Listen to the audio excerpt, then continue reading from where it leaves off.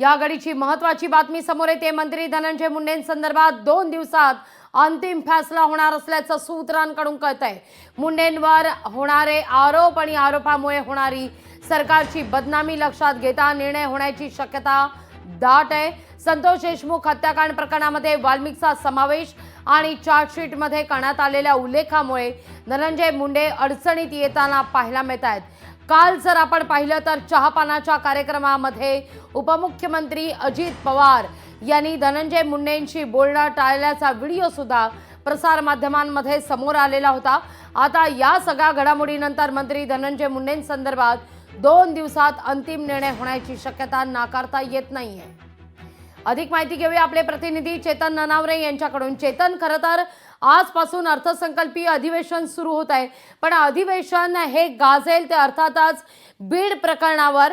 हे काही नव्यानं सांगण्याची आवश्यकता नाही। धनंजय मुंडे यांच्या राजीनाम्याकरता विरोधक सातत्यानं आक्रमक होताना दिसतात। आता मुंडेंसंदर्भात 2 दिवसात अंतिम निर्णय होण्याची शक्यता वर्तवली जाते, तशी बातमी समोर येते। निश्चित लागवी, कारण कालही मुख्यमंत्र्यांनी दोन्ही उपमुख्यमंत्र्यांच्या पत्रकार परिषदेमध्ये आपण ज्या प्रकारे प्रश्न उपस्थित केला होता आणि त्यावर उत्तर देताना स्वतः मुख्यमंत्र्यांनी सांगितलं होतं, जर कोणाबद्दलही काहीही दोष किंवा आरोप सिद्ध झाल्याचं आम्हाला पाहायला मिळालं तर निश्चित त्याची कुठलीही हयगय केली जाणार नाही, त्याच्यावर ठोस कारवाई केली जाईल। आणि आता जी माहिती समोर येत आहे, ज्या प्रकारची चार्जशीटमध्ये वाल्मिक कराड सोबत झालेल्या एकंदरीत संवादाचा उल्लेख करण्यात आलेला आहे आणि वाल्मिक कराड आणि धनंजय मुंडे यांचे जे संबंध आहेत निकटवर्तीय ते सर्वश्रुत आहेत, त्यामुळे विरोधकांकडून होणाऱ्या आरोपांनंतर आता 2 दिवसामध्ये या संदर्भातील अंतिम फैसला आहे तो मुख्यमंत्र्यांकडून घेण्यात येईल अशी खात्रीलायक माहिती सूत्रांकडून कळत आहे। लागवी, चेतन, करुणा मुंडेंनं काल या सगळ्या संदर्भात एक ट्विट केलेलं होतं की 3 मार्चला राजीनामा होईल, म्हणजे आजची तारीख खरं तर लिहिण्यात आलेली होती, त्याच्यात अधिवेशन सुरू होत आहे त्या दृष्टिकोनातून।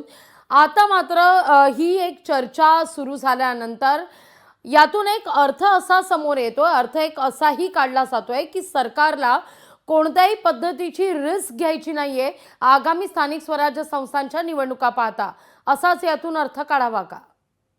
निश्चितच, कारण ज्या प्रकारचा क्लीन कारभार आहे तो देवेंद्र फडणवीस करू पाहत आहेत आणि त्यामध्ये जर आपण पाहिलं असेल की धनंजय मुंडेंमुळे होणारे आरोप असतील, सरकारची होणारी बदनामी असेल, ती जर थांबवायची असेल तर या संदर्भातील जो अहवाल आहे, म्हणजे एकंदरीत SIT असेल, न्यायालयीन समिती असेल आणि CBI असेल, 3 समांतर यंत्रणांकडून या संदर्भातील तपास सुरू आहे। आणि जर कुठल्याही यंत्रणेने धनंजय मुंडेंविरोधाचा ठपका ठेवला तर निश्चितपणे मुंडेंचं मंत्रिपद गमवावं लागू शकतं। मात्र या 3ही अहवालांमध्ये जर क्लीन चिट मिळाली तर मात्र मुंडेंचं मंत्रिपद शाबूत राहील, त्यामुळे या अहवालांकडेही विशेष करून मुख्यमंत्री कार्यालय आणि सरकारचं लक्ष असेल।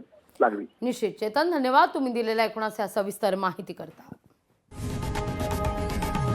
लोकशाही मराठी ऐका, पहा, जागरूक रहा।